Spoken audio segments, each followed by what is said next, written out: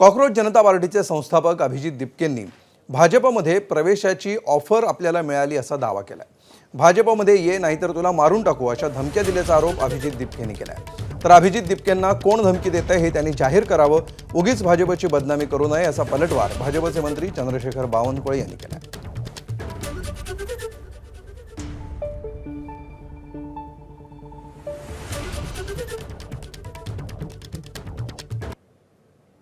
धमक्या आल्या होत्या की बीजेपी मध्ये सामील झाला तर बरे, नाही तर आंदोलन मागे घ्या, बरे नाही तर तुम्हाला ठोकू, आम्ही गोळ्या घालू।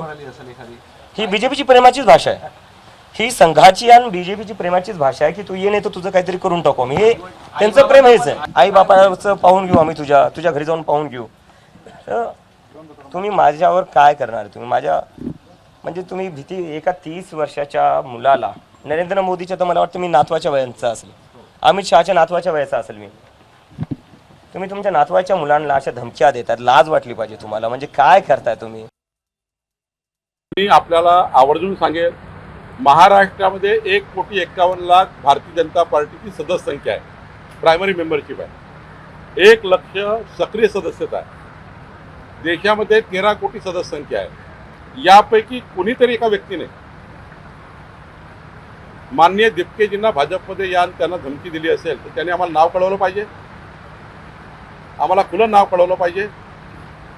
आम्ही आमच्या कार्यकर्त्यावर कारवाई करू, पण जर नाव कळवलं नाही तर मात्र भारतीय जनता पार्टीची कुणी बदनामी करू नये। तर यावरून शरद पवारांच्या राष्ट्रवादीचे आमदार रोहित पवार आणि प्रदेशाध्यक्ष शशिकांत शिंदे यांनी भाजपवर निशाणा साधलाय।